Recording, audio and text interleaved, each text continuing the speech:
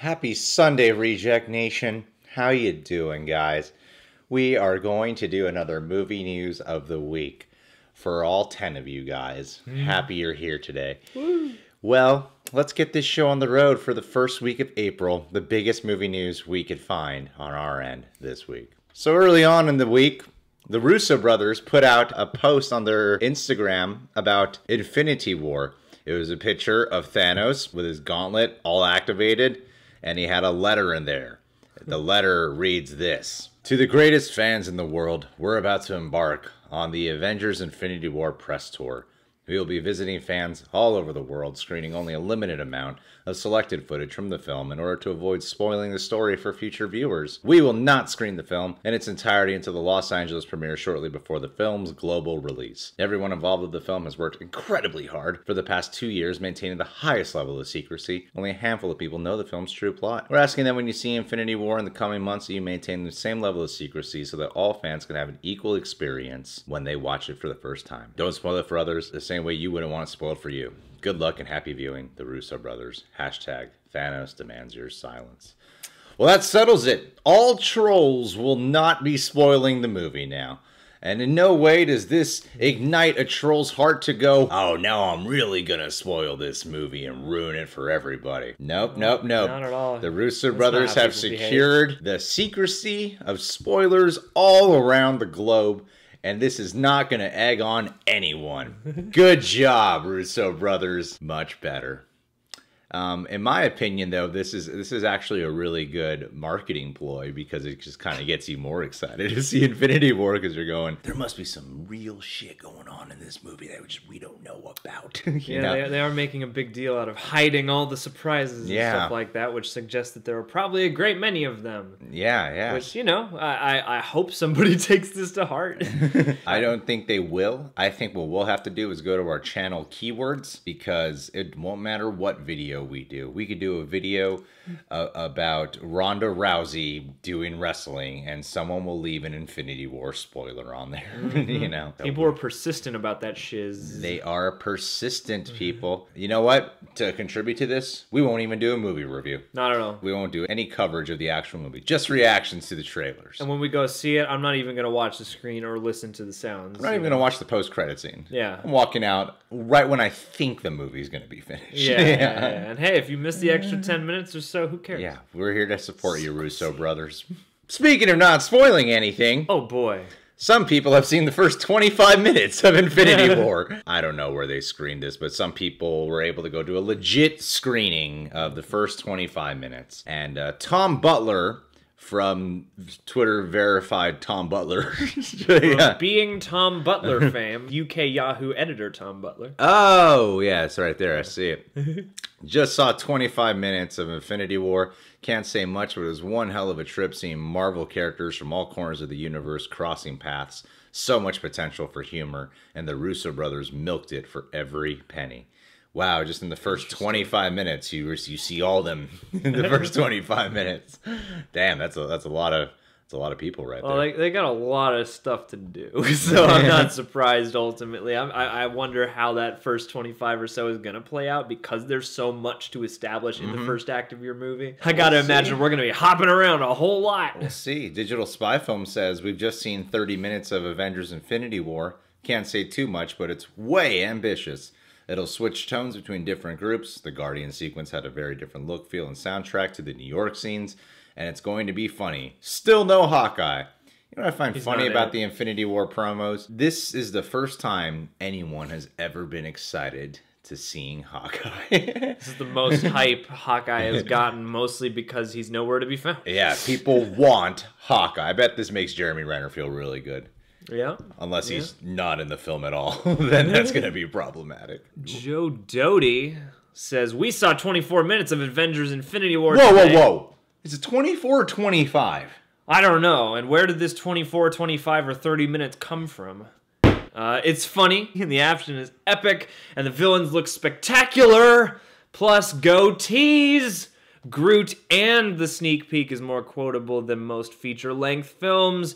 Marvel fans are in for a treat. An amazing treat. Well, this is really good to hear, because if I know the way embargoes work and what studios allow you to say, they let you be raw honest about your feelings prior to seeing a movie. So we can take all these without a grain of salt. Well, and yeah, and you got to remember that most of the best and most potent opinions are formed out of like 24, 25 minutes, you know, percentage of a movie. It's not the whole thing that we're looking at, you know? Because if they had worries or if they were concerned about anything they saw, it would be all over here. It would definitely. Yeah, Disney really allows that, for especially for their bigger films. Can't say too much. Can't say yeah. I like to just say every one of these begins with "can't say too much." I'm like, yes, I get it now. We've been doing this for a couple of years. I know you can't say too much. And to cap off our Infinity War news, I put out on our Patreon what are some movie news that you guys want us to talk about, and Steph Williams sent over this clip to talk about. It's a 30-second clip of Peter Parker, the school bus scene, which I am interested to see because every time I see that moment in the trailer, I'm like, how is no one noticing Peter Parker Spider-Man, you know? Yeah. No one spot him doing this, you know? All right, let's check it out. Spidey sense. Ooh, I like the music. Ned?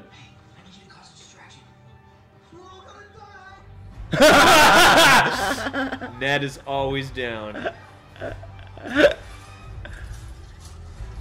Wow.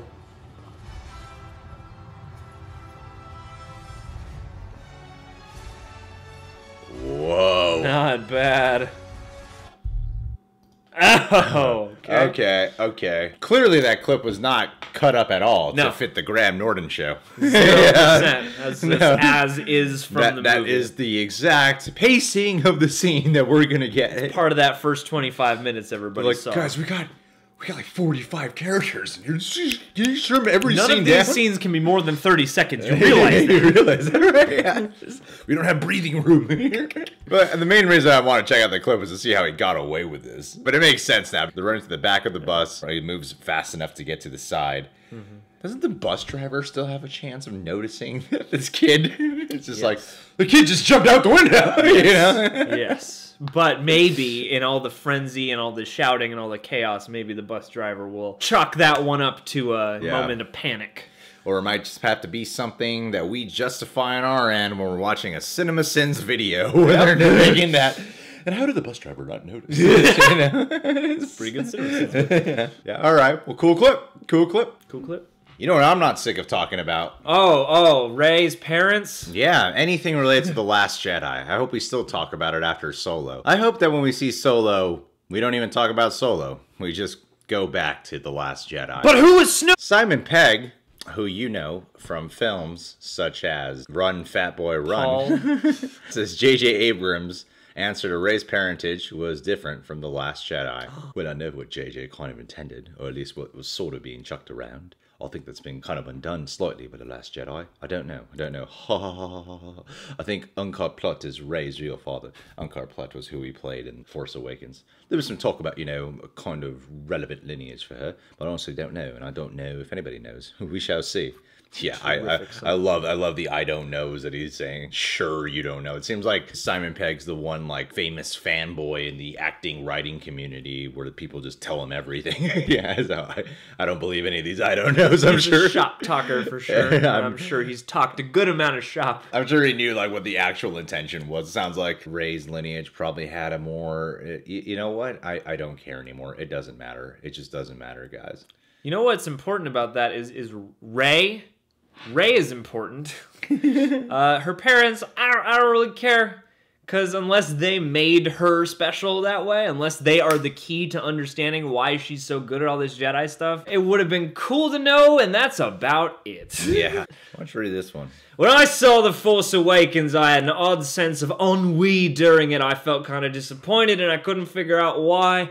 It ended at the premiere, and I felt down, and I was like, why do I feel down? And I realized it was because I'd been in it. I'd read the script, and I'd even contributed a little bit to the script here and there, so I'd been involved in it, so it wasn't a big surprise. So I watched the movie knowing everything that was going to happen, so when that big thing happens to one of our favorite ever characters, it wasn't a surprise. I realized that the payoff for being in it was to have the experience of seeing it removed. And I wouldn't swap that because it was an amazing experience, but it was a strange one. Yeah, that's fair. That's the price of being behind the curtain, I guess. That's why John and I are approaching our 30s, and we have yet to make a TV show or movie.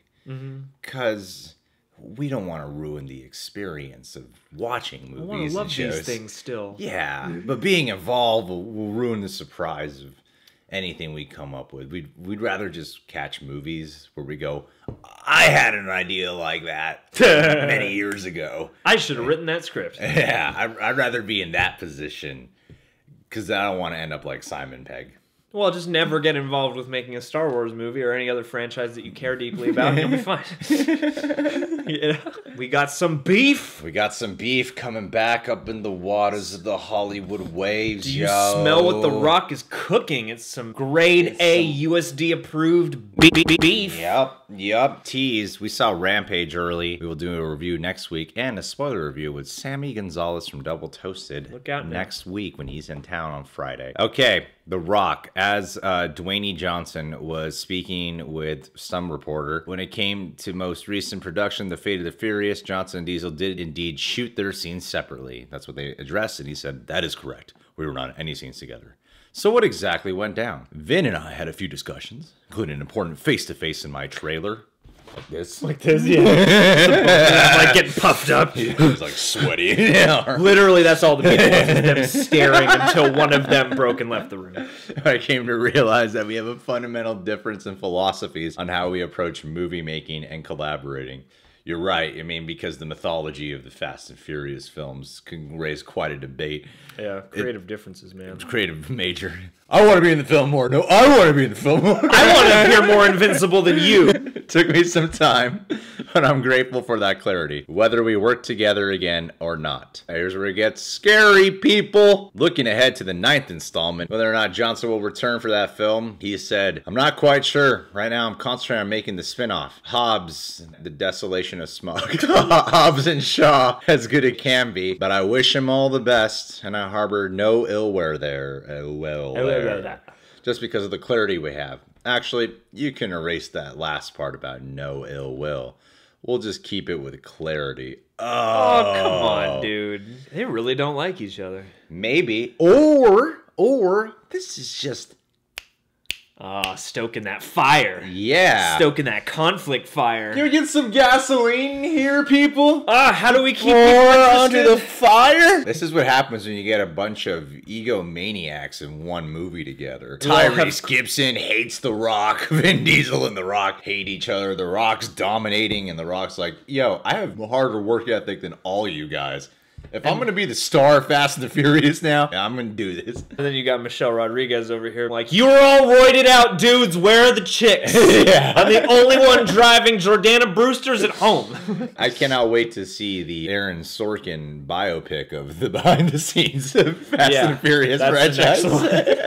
I would adore that movie. It's weird how this movie's weird message is about family. And yet everyone is so divided behind the scenes. Yeah. You hear about like no one on I Love Lucy got along with each other, you know, and you hear that kind of thing. Everyone in the band hated each other. And this is the vibe I'm getting with this movie. I don't really care about a Hobbs and Shaw spinoff. I don't even really care about another Fast and Furious right now. It's like, guys, just put your dicks to the side for a minute and just make the movie. Who gives a damn? I don't know what kind of creative differences he's talking about exactly. I don't know what sort of ethic he's referring to, but at a certain point, I feel like these movies need to mix it up again because there's only so much they can ride the current wave that they're riding, and part of that is, like you said, I'm not really excited to have another one of these so soon. Why don't you go away for a minute and let us miss you instead of like just delivering us a steady chain of these mass-produced movies? Like, I don't know. Something about that line where he says, actually, you can erase that last part about no ill will. We'll just keep it with the clarity. Yeah. That rubbed me wrong a little bit. That rubs me wrong in a way, and that's when it sounds like he's adding fuel to the fires. That's when I get the sense that maybe you're being a bit of a dick, too. Maybe. I mean, I think in a real fight, The Rock would win. 100%.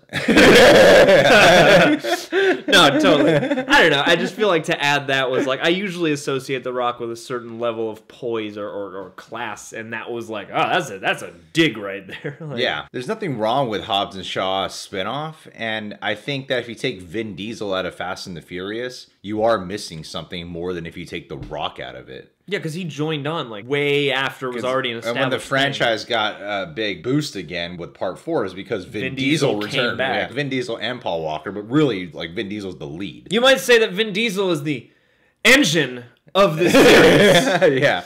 And it seems like this is his Mission Impossible. Yeah. When I look at Vin Diesel, you know, he seems to be the guy who's like, no, we got to do these, man. We got to keep it up. Like, the family. I heard the big complaint was work ethic, and The Rock is very anal about work ethic, which, you know, with a guy who's juggling like 15 things at once, you gotta be, yeah. A guy who seems to have no personal time, only work time, Yeah. and workout time. Well, somehow we spend most of our time on this one story here. This is gonna be us one day. I can't wait for that. Yeah. We have different opinions on how reaction should go down. We had a meeting in Greg's bedroom, and there's no ill will, and there's also clarity. But wait, there is ill will. Scratch the part about the clarity, too. Yeah. All right, guys, well, that's our movie news of the week right here. Join us next week as we talk about other movie news that we definitely know what is coming out. Oh, yeah, totally. Because they give us the down low on everything. We get all the movie news like a week in advance before it hits the presses, so these are very prepared.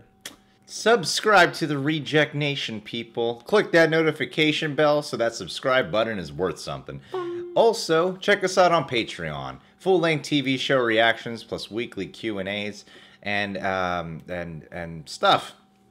Things.